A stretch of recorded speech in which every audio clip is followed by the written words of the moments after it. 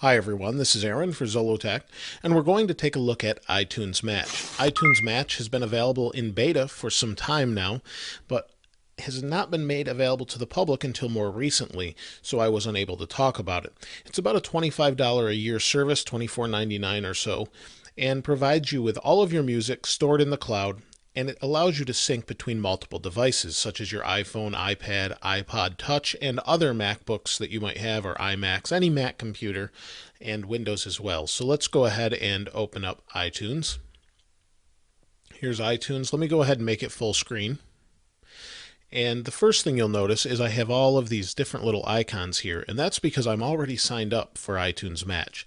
And the first thing you would do if you don't have that service is go up to your menu bar, and under Store you'll find that you can turn on iTunes Match. Here I have it already on, so you'll see that it shows that it's off. Once you click on, it will ask you to sign up for it, and it charges your iTunes account. It's a $25 fee per year, like I mentioned, and what it will do is take all of your library. It will match your library and then send that information to the cloud, and what it hasn't matched it will actually upload. And once it's uploaded all of that information, it makes your music available to download. Let me give you an example. So as you can see here, everything, I have all these little cloud icons, and what that means is it's in the cloud, but it's not currently on my computer.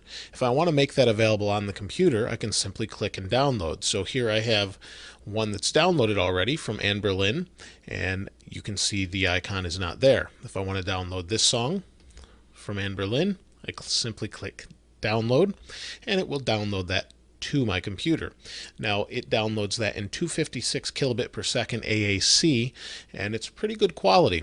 And unless you're a lossless fan or really like those high quality bit rates, you're really not going to have a problem with that, I wouldn't think. So let's go ahead and we'll see it's downloading. Once it downloads, you have the music.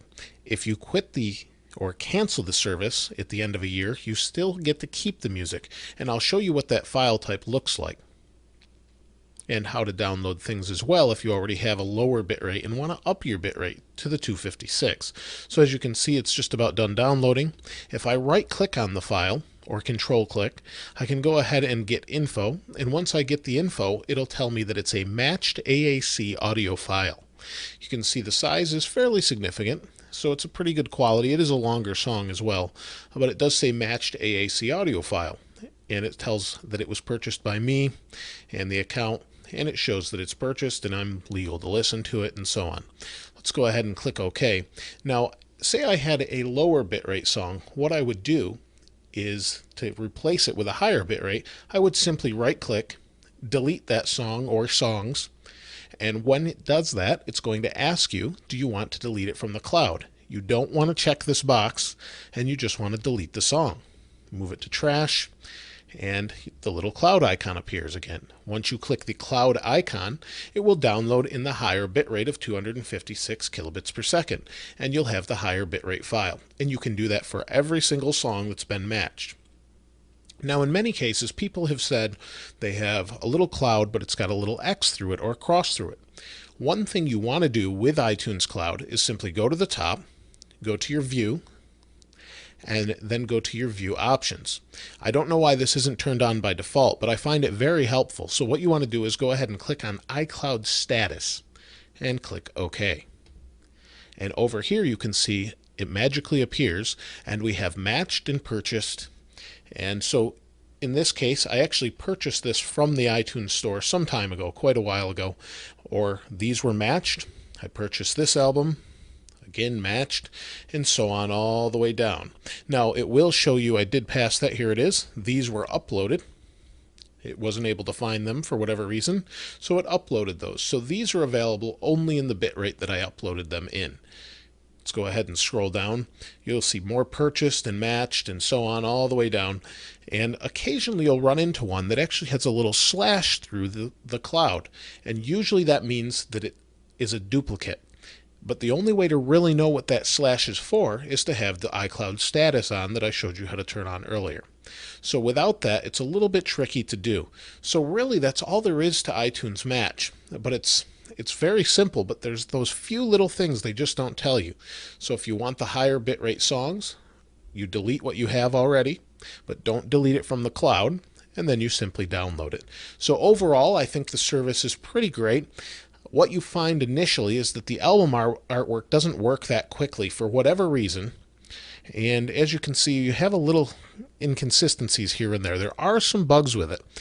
Here you see Icon for Hire, Make a Move. It says uploaded, but the rest of the album, except for 2 more songs, is matched. And that really doesn't make any sense at all, but that's just the way it turned out. So I have all these different songs that are matched, but they're not here. So they're not actually taking up room on my Mac, which is really nice. Unless I really want to listen to it, then I can download it.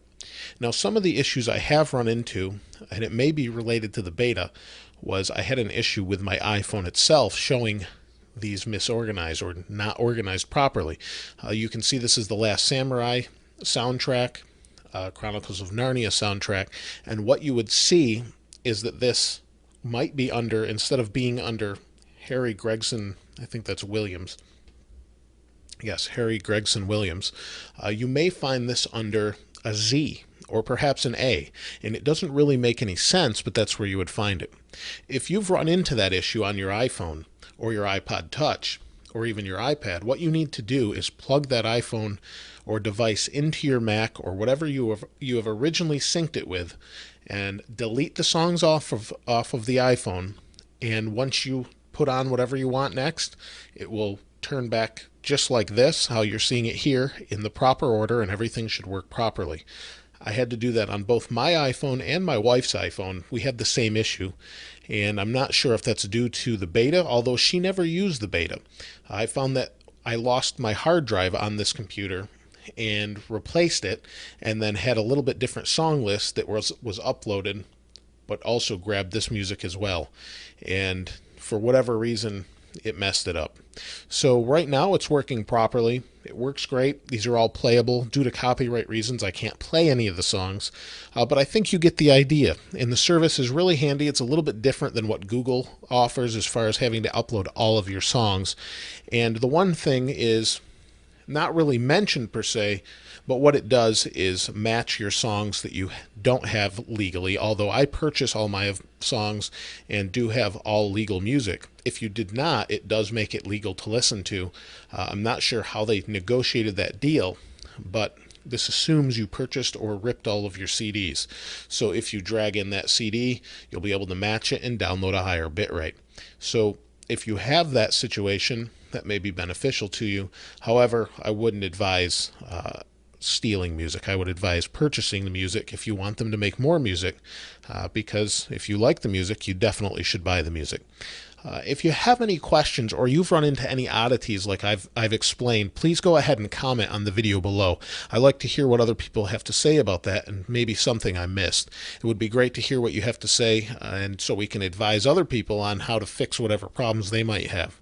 If you've used it, please comment below. Tell me what you think about the service overall. Are you happy with it? Do you hate it? I know that snazzy iPhone guy, Quinn, if you've ever seen his channel, he had some issues as well and wasn't very happy with it. I'm not sure how he's doing now with it, but as of now, I'm pretty happy with it, and I believe he may be as well now. But please comment below. Let me know what you think about it. As always, thanks for watching. This is Aaron. I'll see you next time.